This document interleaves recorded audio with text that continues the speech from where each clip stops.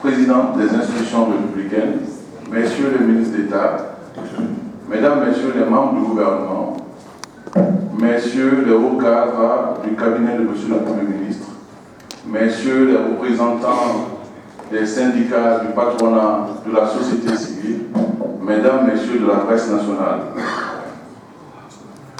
monsieur le secrétaire général du gouvernement, l'exercice qui nous est donné de faire aujourd'hui est l'un des symboles patents de la continuité de l'État, d'une certaine lecture des institutions qui doit nous amener à la fois à en mesurer la grandeur et la modestie.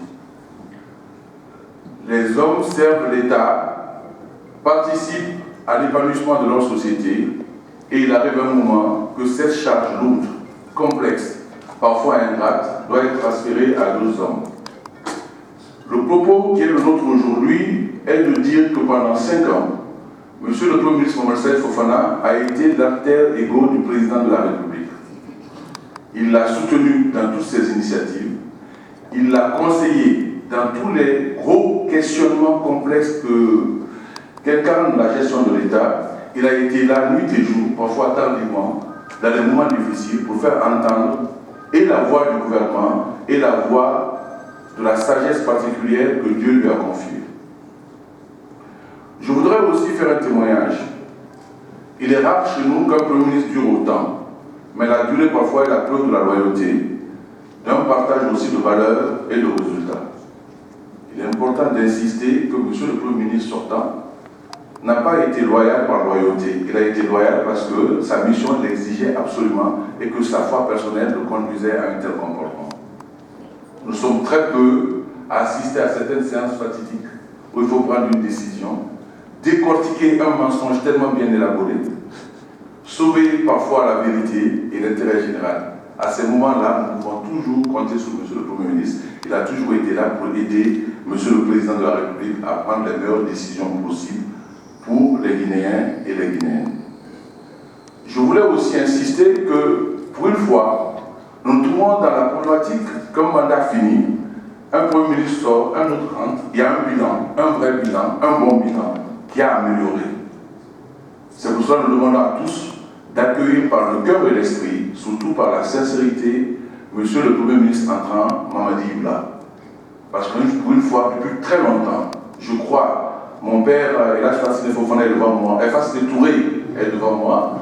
Depuis le plan triennal, je crois, ou le plan quinquennal, la Guinée n'a jamais accumulé autant de résultats visibles sur le plan social, économique et politique. Donc, on se retrouve dans une continuité avec des résultats et d'autres résultats en perspective. Et toute la symbolique de la pose de la première pierre de Souabiti par M. le Président de la République réside en cela.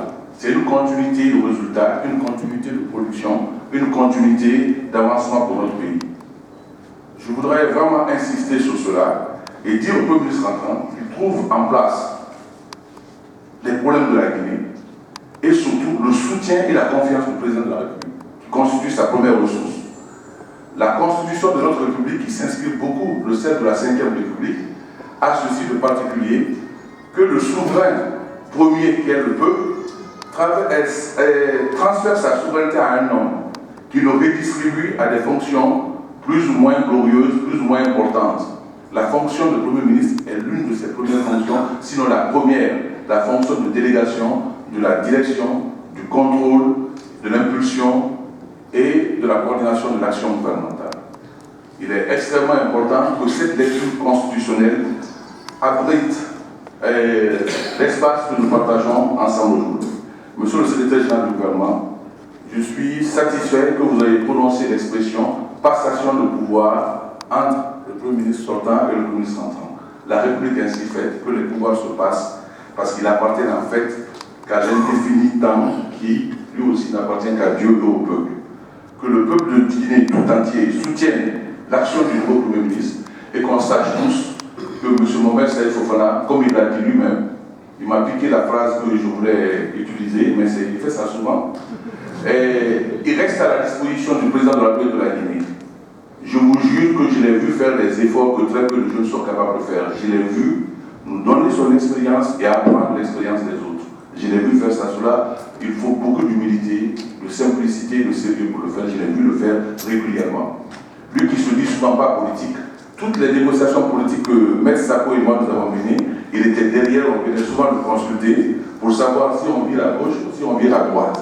Tout en n'étant pas politique, il nous a donné souvent des avis qui nous ont aidés dans l'accomplissement de ces missions complexes. Je voudrais donc, au nom de M. le Président de la République, au nom de l'administration dont M. le Premier ministre entend prendre la charge à partir de son instant, remercier et féliciter le chef de l'administration guinéenne, le chef sortant, M. Mohamed Saïd Fofana. Je voudrais que vous l'applaudissiez encore.